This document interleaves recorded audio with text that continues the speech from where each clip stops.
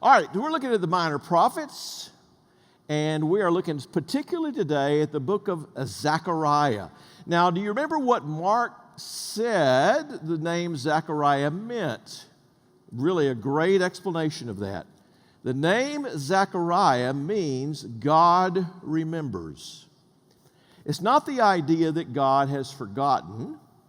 It's not the idea that God has holy amnesia. It's the idea that when God remembers, that means God goes to work for His people. It's a word of action, not a word just a cognitive kind of the cleaning off of the cobwebs in the brain. It's a work of action.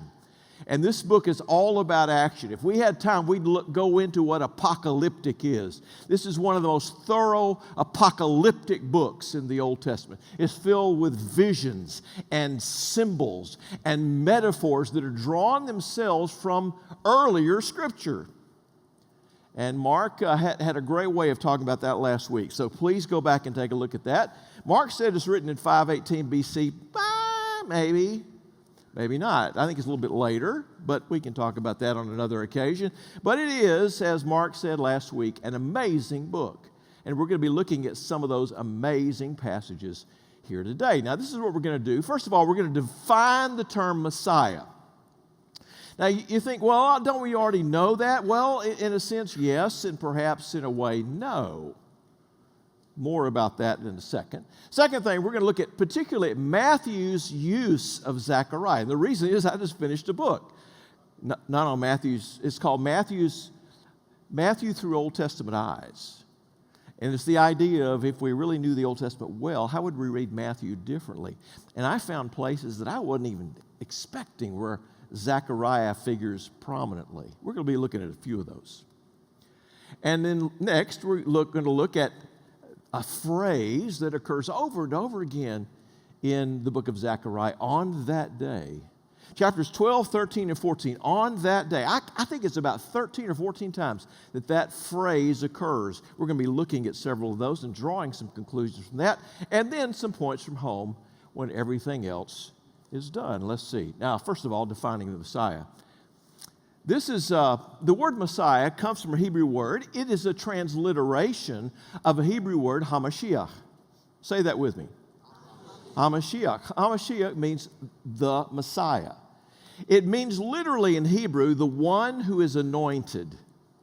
There was a ceremony that went on. It was like a coronation of a king, that when the people had voted and the prophet came to anoint the king, that was the day in which the person really became king.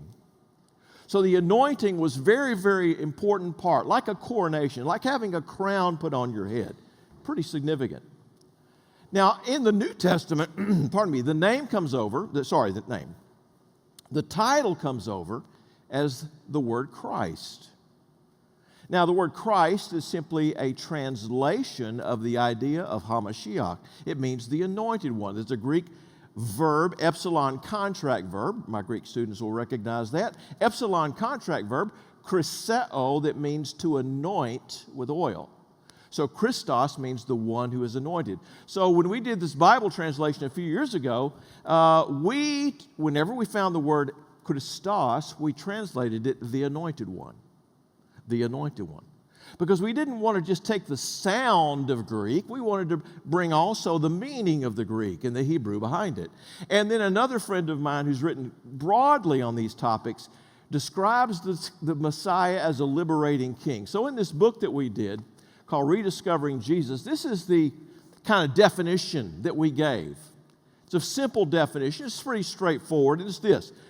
The Messiah is God's end time, or we could say in a fancy theological language, eschatological, God's eschatological agent whose task is to liberate the world, free the world, rescue the world, save the world, redeem the world, all those from evil, oppression, sin, sickness, and death. All those things, all the above. That's the Messiah's job. Now, some people viewed the Messiah at that time, they viewed the Messiah in a variety of ways. There's one group of Jews that believed the Messiah was going to be kind of a military king. He was going to come in, and he was going to come in with real strong right-handed power, and he was going to just decimate his enemies. There were others who believed, no, there were not going to be one Messiah, there'd be two Messiahs. There'd be a prophet, there would be a priest. I'm getting ahead of myself. There'd be a priestly Messiah, and there would be a royal Messiah. And some would even add onto that a prophetic realm as well. But in fact, that's adding a little bit to, I think, the formula that is being created in the Old Testament. And I'll show you to some degree why that's happened. That's on page 26 of the book, if you want to check my references, if you'd like to do that. Now, here's a passage that I want to show you as we're trying to define the Messiah, because it's very, very important. Here's the passage, Zechariah chapter 2, beginning at verse 10. Sing, and rejoice, O daughter of Zion. For behold, I come, God is speaking, and I will dwell in your midst, declares the Lord. Very important. This becomes part of the messianic hope, part of the future hope, that God himself would come and be and dwell with his people.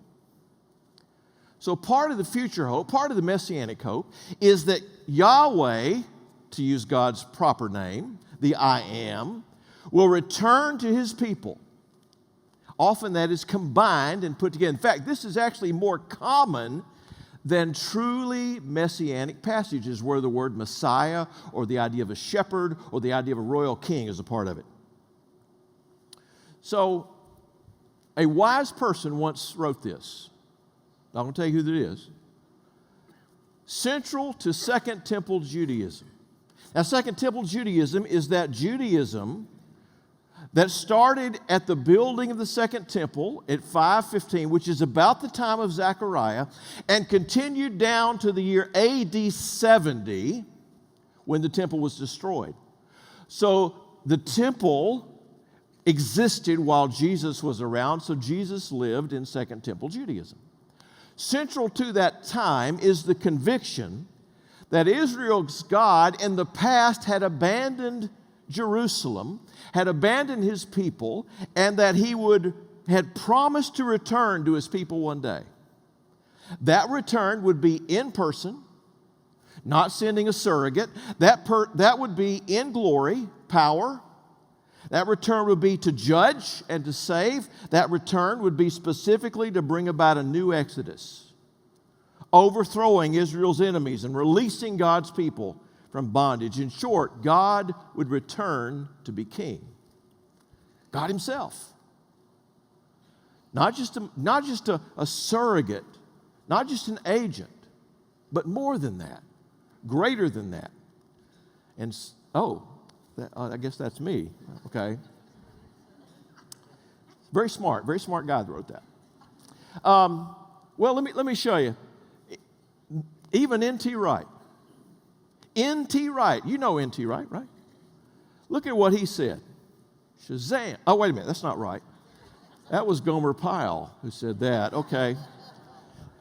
Instead, Tom, what did you say? Okay, he said, the long-awaited return of Yahweh to Zion, to Jerusalem, to his people.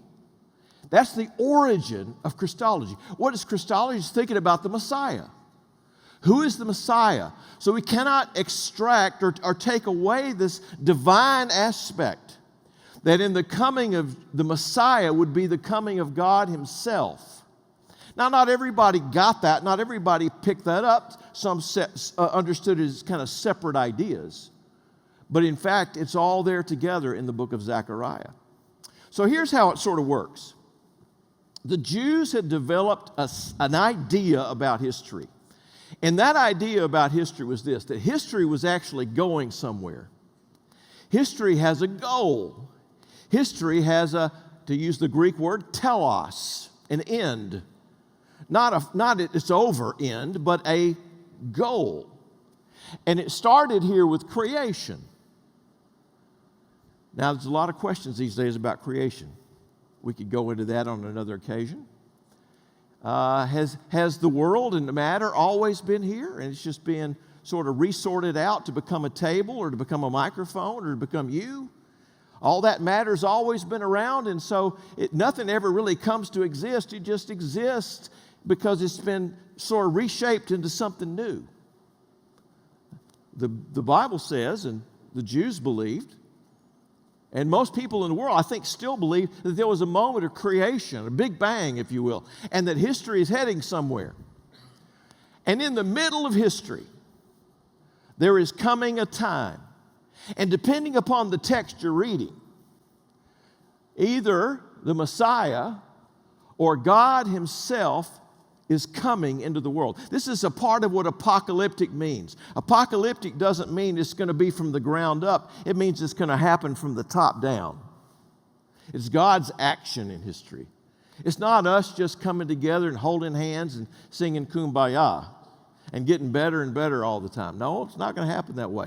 The way it's going to happen, according to Zechariah at least, and according to much of the Bible, is that it's coming from the top down. God Himself is going to return to His people, and the Messiah is a part of that equation. God's agent to bring about liberation from evil and suffering and death and disease and hopelessness. That's the Messiah. And so that coming essentially divides history into two parts. You got one part there that comes to an end, starts with creation, comes to an end, and then the second part of history, as we know it, starts with the coming of the Messiah, and it continues, as the Jews would say, Lador Vador, forever and ever. Forever. It just keeps going. That's the forever and ever. And so Paul, for example, branded that first age the present evil age because evil is sort of having its way in the world, right? Wars and rumors of wars and persecution and family strife and all those kind of things that we see. That's the present evil age. And then the age of wrath, that's another term that was given to that same age by the people that wrote the Dead Sea Scrolls, the age of wrath, living in this period of wrath, where we see God's wrath against the world. And that second age, what is that? Well, as Jesus called it, it's the kingdom of God. As the rabbis said it, it's the Haba Ha'olam, the world to come. The world that we're looking forward to. The time in the world and the history that we're coming to. So that's kind of the idea of the Messiah. The Messiah is one who comes into the world and represents and is in the embodiment of God Himself, coming into the world in person, in glory, in judgment, in salvation, to bring about this new world, that we have. Let's look at a few passages out of Zechariah that deal further, and these are going to be fairly familiar. The New Testament quotes, I counted this week, 66 times. Now, I wish it had been 67. I'm glad it wasn't 666 times, but it's 66 times that I can count. It could well be that there's more than that or a few less than that, but that's my estimate. About 66 times, especially it's concentrated in what we call the passion narratives. The last week of Jesus' life, His week of suffering and death and resurrection, and also in the book that we know as the last book of the Bible, the book of Revelation. Occurs over and over there. You'll see, and you'll probably recognize if you read Revelation recently, oh, I remember that. Yeah, that's sort of like what happens in Revelation 20, and that's sort of like what happens in Revelation 22 and such. So here's the book. I don't know if it's the right one, but that's the right cover. I don't like purple so much. Today we're going to look at Matthew's use of Zechariah, and that's mainly because I've been in Matthew for so long. Been on it for like 4 years, been working on this book. So here we go. Here's the first passage. You've seen it before, you've probably heard it before. Rejoice greatly, O daughter of Zion. There's that phrase again. Shout aloud, O daughter of Jerusalem. Behold, look here. Pay attention. Your king is coming to you, righteous and having salvation, redemption, liberation. Humble and mounted on a donkey, on a colt, the foal of a donkey. Here's the New Testament version. Matthew chapter 21, verses 4 to 5.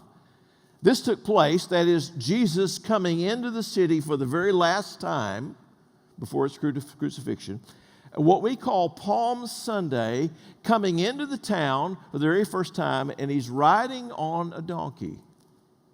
Now, we could talk about the whole nature of prophetic events and what it meant, but that's for another day. But this is the passage. All of this took place. Jesus riding into Jerusalem on a donkey to the shouts of a crowd. We don't know how big it was, but to the shouts of some people in the crowd.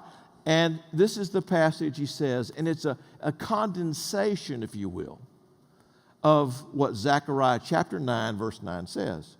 Say to the daughter of Zion, behold, your king is coming to you, humble and mounted on a donkey, on a colt, the foal of a beast of burden. Now remember, the Old Testament is written in Hebrew, the New Testament is written in Greek, and so some translation changes come about a little bit through that. But it means the same thing, exactly the same thing. It's a quotation from there. Well, I want to show you a picture here of what Roman power looked like. The Roman world, Israel, Judah, was under the occupation of Roman powers and forces. And this is what Roman power looked like. This is called a triumph. It was very common that when a general went off and had a war and it was successful in that war, that he would come back and he would be given a triumph.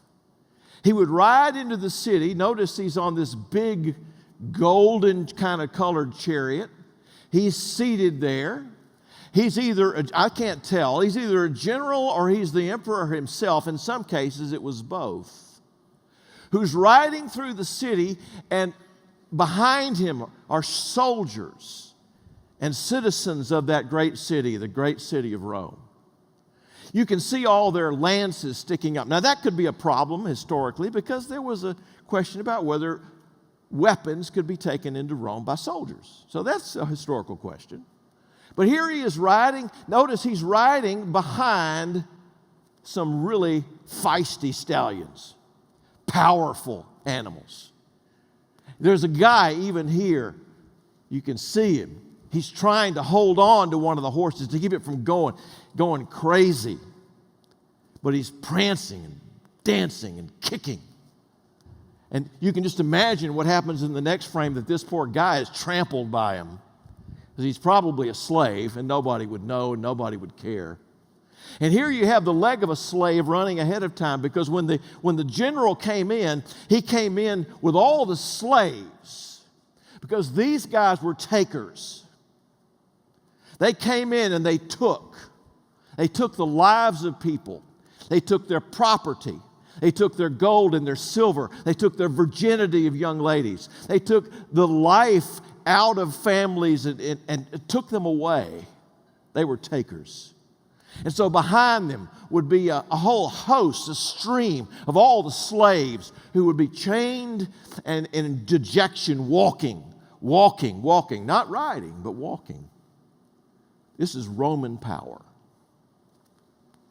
And you can see here some of the spoils of war, probably taken from some ancient temple, brought into the city. All that would make this man more rich than he had ever imagined. And they took a lot of that wealth themselves. That's Roman power. That's power, Roman style. Well, this is power Jesus style. He comes riding in. Now, this is much later. This doesn't really reflect the history of the day exactly, but you get a sense. Jesus is riding. He's riding on a beast of burden.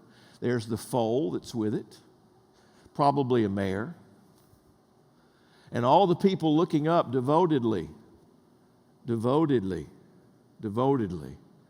Not a smile on anybody's faces. Exactly. There's only one guy that you kind of have to worry about, and that's this guy right here. I think he's checking out that lady right there. Or he's looking at her and said, "What are you doing here? You're a little bit too close to this Messiah guy. Women aren't supposed to be in this spot. Get back in the back where you belong." It's probably what he's saying. But Jesus comes riding in humbly, Again, we don't know the size of the crowd. We do know the size of the crowd better on these Roman triumphs because they're documented in all sorts of different ways in Roman history. But this is power, Jesus style. He comes riding humbly, bringing righteousness, bringing salvation. Not by taking lives, not by taking goods, but by giving. It's a different way. This is your king, Zechariah said. Nobody had ever seen a king like this. What kind of king you talking about? Wouldn't be king very long, would he? If we go that way. Here's another passage out of Zechariah. I will pour out on the house of David. This is the Messiah's family. And the inhabitants of Jerusalem a spirit of grace and pleas for mercy, so that when they look on me, on whom they have pierced. It's a strange translation. I'm not sure what to make of it. I need to go back and examine the Hebrew once again. But I do know that this is a hard passage to translate. Notice again, when they look on me, this is God speaking. When they look on me, and then another pronoun, on him whom they have pierced, they shall mourn for him as one mourns only for an only child, weeps bitterly over him as one weeps over a firstborn. This is Zechariah 12, verse 10. Here is one coming, a shepherd. If we were to read above that, it would be talking about a shepherd that is coming. Shepherd is one of the images for the Messiah. When the Messiah comes, he's going to be pierced, in other words. This became a common thread much later in Judaism. And here's the passage from the book of Revelation. I decided to put a little revelation here too. Behold, look here, pay attention. He is coming, John says. Coming with the clouds, every eye will see him, even those who pierced him. And all the tribes of the earth will wail on account of him. So, even so, amen. This is the passage taken directly from that thought about the piercing of the Messiah, the piercing of God, as it were, who is the embodiment of the one true God of Israel. This week, my wife and I had a chance to see a replica of the Shroud of Turin. Have you seen that Shroud of Turin? It's really interesting. Now, this is a picture of the original. It's in Turin, Italy. It only kind of makes an appearance. The Catholic Church brings it out for viewing every 25 years. But there's a certified replica in Houston now at a museum that I didn't know existed until a couple of years ago. It's called the National Museum. What is it, Bob? What is it? National Museum of Funeral History. Thank you. I was getting my words mixed up. It's located not far from here, the National Museum of Funeral History. It's amazing to see that. This is the original, not the replica. The replica looks very much like it. It's really identical in color. It's identical. It's the same kind of old linen grown off of old flax, old seed. And it's a beautiful piece. Now, in there, you can see the image here of a man who's been crucified. This is the head, the torso, the front. This is the head and the back here. You see all the slices in the back. You see all the blood. Get a sense. Now, I'm not claiming that this is original. I think it's worth thinking about, though, because I know, and I have met a number of scientists and people who aren't so sure whether it is or whether it's not. But it is, nevertheless, an opportunity for us to think about our devotion to Christ and turn it around, His devotion to us in giving, not taking. Most politicians, most kings are going to want to take. This king comes to give. And we see that reflected here in all the blood marks throughout there. A lot of really interesting things there. And there's an artist, I think is in Italy, who came up with a 3D picture of what this figure would have looked like, he would have been right about 6 feet tall, which is, for that day, quite tall. And you see here the piercing in his side. That's reflected in that shroud. And he's taken the image of the shroud, and now he's made a 3D model of that. It's an amazing thing. I would encourage you to go see it. It's very interesting. So, there's a lot of stuff in the news. You go to shroud.com, you can read all about it, I think. But this gives us a way of thinking about the beauty of the sacrifice of Jesus, the seriousness of the sacrifice of Jesus, and what it truly cost him. Well, our time is moving along. What time? 10:06. Okay, we're okay.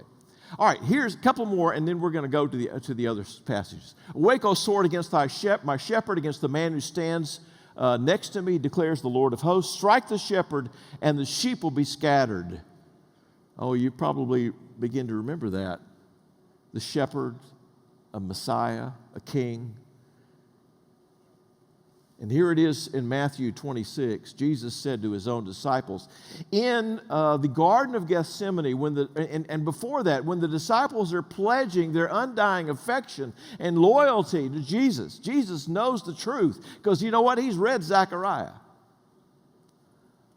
When the shepherd is struck, as in the arrest, trial, crucifixion of Jesus, all the sheep scattered. And this is what happened. We know it. Some stayed true and stayed close, but not too close. But others came back after a while. But strike the shepherd, and the sheep of the flock will be scattered. And they were scattered. Another passage, Zechariah 11. Very, very interesting passage. I wish we had time to explore it completely. They weighed out as my wages 30 pieces of silver. Now, this is Zechariah. Then the Lord said to me, throw it to the potter, the lordly price at which I was priced by them. So I took the 30 pieces of silver, and I threw them into the house of the Lord, to the potter. Again, this is a very difficult passage to translate. Exactly what does it mean? But we do know enough to know that this one is described as being from the Lord, as having thrown back the 30 pieces of silver, having been paid the price of 30 pieces of silver. And of course, that comes out in the New Testament. One of the 12, whose name was Judas Iscariot, went to the chief priest and said, what will you give me if I deliver him over to you? And they paid him 30 pieces of silver. That's what that would have looked like in those days. Those are Roman silver coins. You can probably see some of those at the Linear Theological Library. I don't know. I think we have some of those, actually. I've got this cord here that's bothering me. Put it down. I'm not sure that's going to help. Let's look on that day. You know, I need some help for this. Miss Carolyn, would you come up here and help me? Would you mind? Y'all give it up for Miss Carolyn, would you?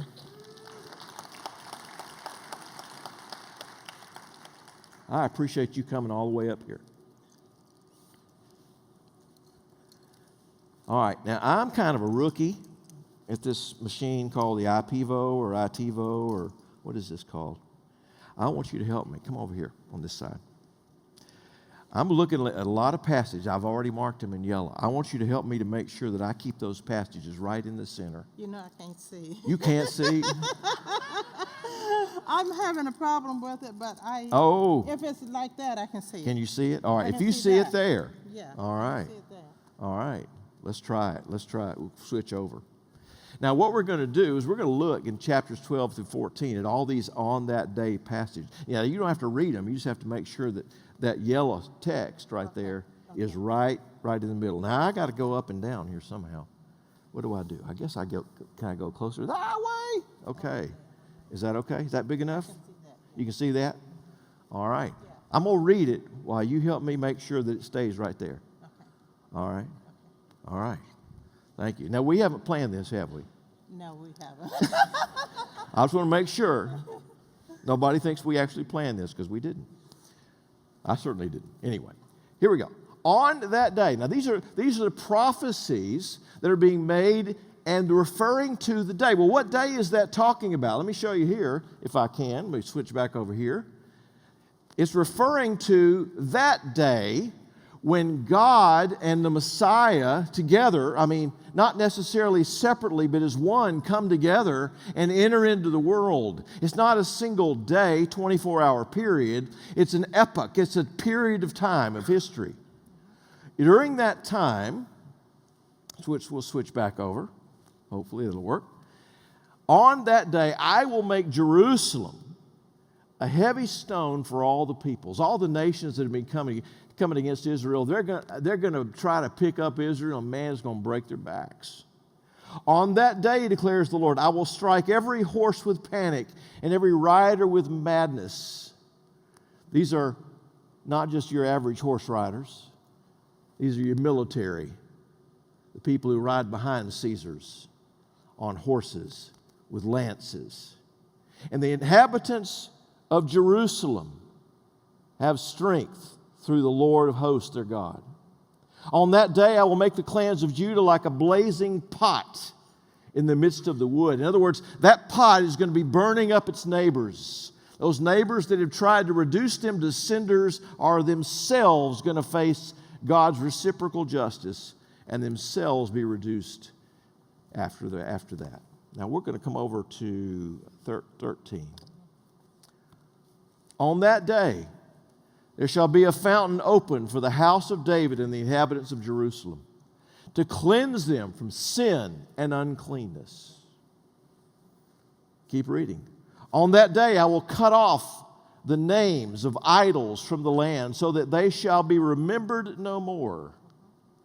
On that day, every prophet, this is false prophet, every false prophet will be ashamed of his visions when he prophesies. Even his parents are ashamed of him. It's pretty bad when your mom's ashamed of you, right? And then coming back here, chapter 14. Behold, a day is coming for the Lord, when the spoil taken from you will be divided in your midst. In other words, there will be an attack on Jerusalem. There will be an attack on God's people. For I will gather all the nations against Jerusalem to battle. This is the biblical Old Testament basis for what we call Armageddon. For I will gather all the nations against Jerusalem to battle, and the city shall be taken, and the houses plundered. Verse 3. Then the Lord will go out and fight against those nations. The Lord joins the battle. Yes, it looks lost until the Lord joins the battle. He fights on the day of battle. On that day his feet shall stand on the Mount of Olives that lies before Jerusalem to the east, it says. And then the Lord, my God, will come, and all the holy ones with him. A reference to angels, angelic powers. On that day there shall be no light, cold, or frost. That's probably a bad translation. I think a better translation of that would be, on that day there should be no frost and no cold. Because the word light is actually a part of the next phrase.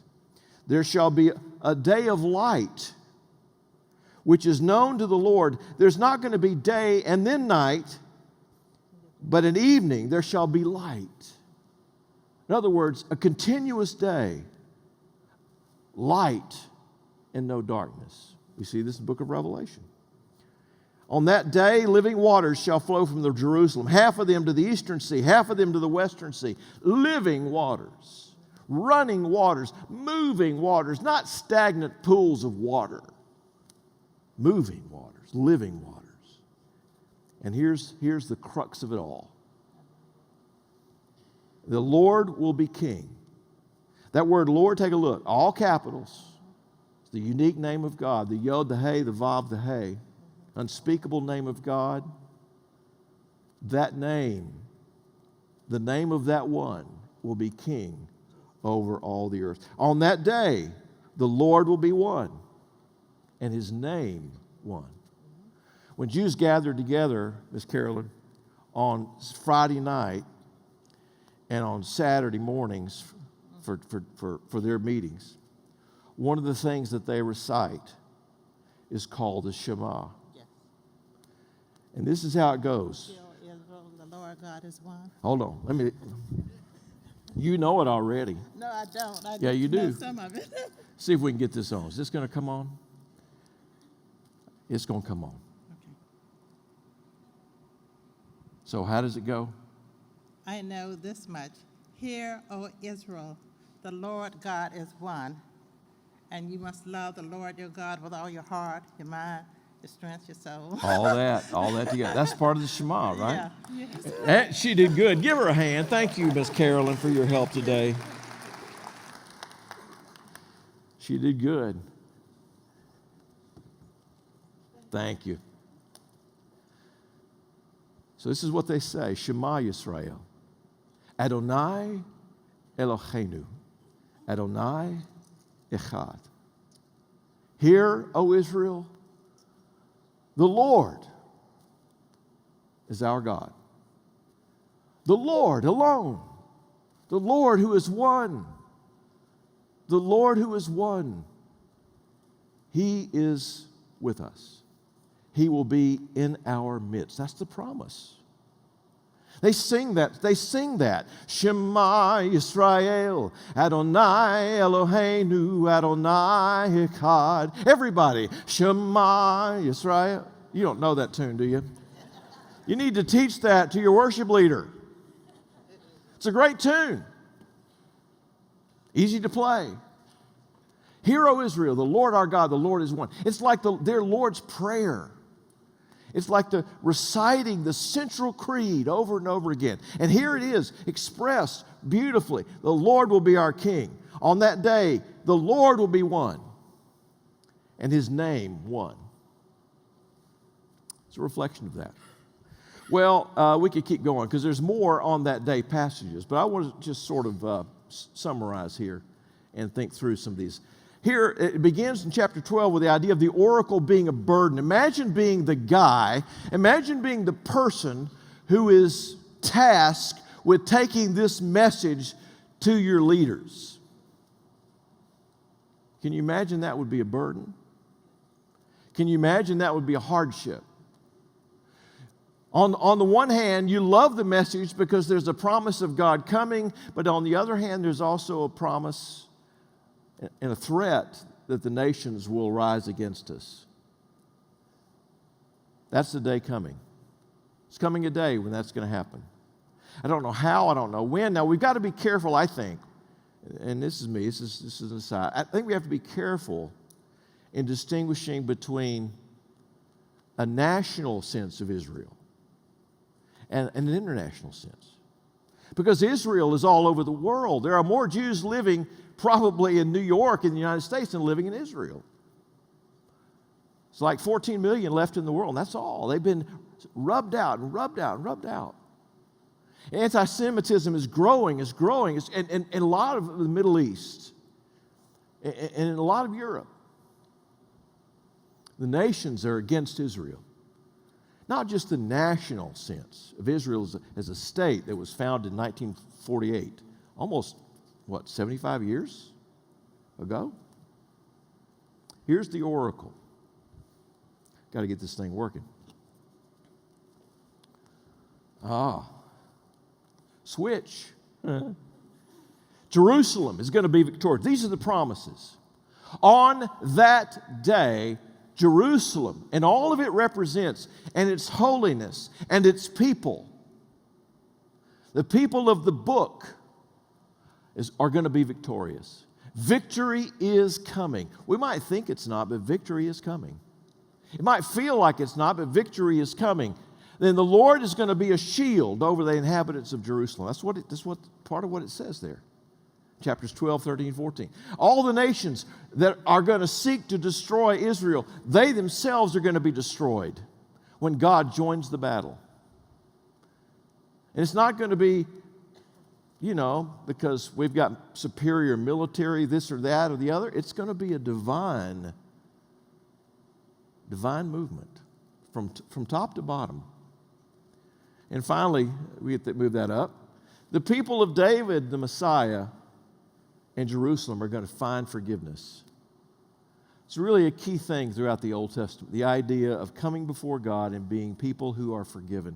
Some of the most beautiful passages about forgiveness are not found in the New Testament, but in the Old. I would encourage you to go back and read those passages about forgiveness and God's promise of forgiveness and how forgiveness is understood back there. But here it says that the Lord will create a fountain, and that fountain is a fountain of cleansing, a fountain of forgiveness. But there's more. Get back up there. What are you doing? All right, we'll try that. Idolatry, false prophecy, thing of the past. All forms of idolatry, not just the idolatry of statues around the house that maybe dot mantelpieces, but the kind of idolatry that we find in all sorts of places in our own lives. That idolatry, a thing of the past. And the Lord stands to defend Jerusalem over and over again. The Lord comes with all the holy ones with him. The Lord arrives. The promise of God's coming into the world. No cold weather. I love that, right? That was a little cool for me. What was about you for you when you got out? 50 degrees? You know you're a Texan, you know. If 60 degrees is just a little bit chilly, you know you're a Texan. And that's how it feels, right? I love those Jeff Foxworthy things. You know you're a Texan. My favorite is this. If you drive around with jumper cables in your car and your wife knows how to use them, you must be a Texan, right? That's a Texan. But here, the idea of cold weather is a thing of the past, the bitterness, the coldness, and no more night. No more fear of the dark. Living waters flowing. Fresh waters flowing. Rivers of water, not floods, not torrents, not destruction, but the water that is beautiful and needed. That's the picture here. And the Lord himself will be king over all the earth. And that's key to the whole thing. The Lord will be king over all the earth. Well, here's a few things. Let me move it on down to some points for home. Just a few items to think about from all of this stuff about Messiah and God and the coming of God in the world, and this sort of understanding that in the coming of God is also the coming of the Messiah. Some points for home. And here's the first one. The work of the Messiah is also the work of the people of the Messiah. If you claim to be a follower of Jesus, then his work now is your work. Your primary vocation where you make money may be something different, but everyone in here has a vocation to do what the Messiah is. What is his vocation? To put an end to evil, oppression, sin, sickness, and death. We are to fight against it. We are to strive against it. But according to the right kind of power. Not the wrong kind of, the Jesus kind of power. Not the Roman power. But the Jesus power. We are to fight. We're to stand. That's our vocation too. Yes, we're to extend the kingdom. That's part of it. But we are to take up his mantle. He has left it to us. He has commissioned us to take that message, to take that world, to take these tasks and to represent them well before the world. And to be seen as the liberators, to be seen as the rescuers, to be seen as those who relieve oppression, as those who fight injustice, of those who stand against evil, of those who do everything within the power of human beings to conquer and to extinguish and to push back the power of death. That's part of our job. It's a pretty big job. And if we understand it well, then we'll be able to be more like Jesus, I would suggest. Which leads me to this question, who is Jesus? Well, Jesus is the Messiah. It's a Christian confession. We believe him to be the Messiah. We believe him to be God's anointed, that guy who does all that stuff, right? And he gets it started and he leaves it to us, and he is with us in that struggle, in that power, and he is the embodiment of the God of Israel. He is the Lord who has come. He is the Lord, as the song says, the Lord who is come. He is here. He is present. He is with us. But Jesus is, to be honest with you, a most unusual king. And if we're going to follow Jesus, we have to sort of understand that. Here is Jesus entering into the city for the last time. Jesus has power. He has authority. There's no doubt about that. We see that in his work and ministry. But he exercises a strange kind of power, what Robert Capon calls a left-handed power, not right-handed. A power that comes from elsewhere, a power that seems to be not even power at all in some realms. And Jesus, beyond that, and related to that, really, he comes to serve and not to be served. You remember the Roman triumph, all those people there were to serve the emperor, to serve the general, to lay down their lives. And whatever the general said, you would lay down your lives for that general. Jesus comes not to say, you serve me. He comes to say, I want to serve you. And that should be our calling card. Our business card should say, I'm here to serve you. And why? Because Jesus did that. And if you want to be a follower of Jesus, that's what you do. So Jesus comes to serve and not to be served by others. His way is a way of humility. His path is a path of humility. His motivation behind all that he does is love, care, true care for people, for the world, for creation. And here's how he wins. He doesn't win like the Roman emperors by taking. He wins by giving and having given and giving into the future. He wins by giving his life as a ransom for many. That is so counterintuitive to the world at that time and even to our world today, where we think power is really invested in right-handedness. Not in humility, but in bravado. Not in bowing down to serve and wash the feet, but in demanding somebody else wash my feet. It's a different way. In short, we are to follow his example. My hope for you, my prayer for you, and for me too, I struggle with this. All of us struggle with it. Is what does it mean to follow Jesus? And I think the more we gaze upon him, the more we think about him, the more we read these texts, the more we encounter, the better sense we have of who Jesus is and who we are to be as his followers. Not taking, not demanding, but giving in humility, in service. That should be our calling card. And I pray that for me, I pray that for you, as we think about what it means for Jesus to be the Messiah, for the Messiah to come and to transform the world in the ways that we've been describing here. Join me as we pray. Father, thank you for these good people. They've been so attentive and thoughtful. They've been so engaged. Thank you. I pray your blessing upon them and that these thoughts and these words might take root in our souls, that we might be servers, not takers. Make us humble where we are proud.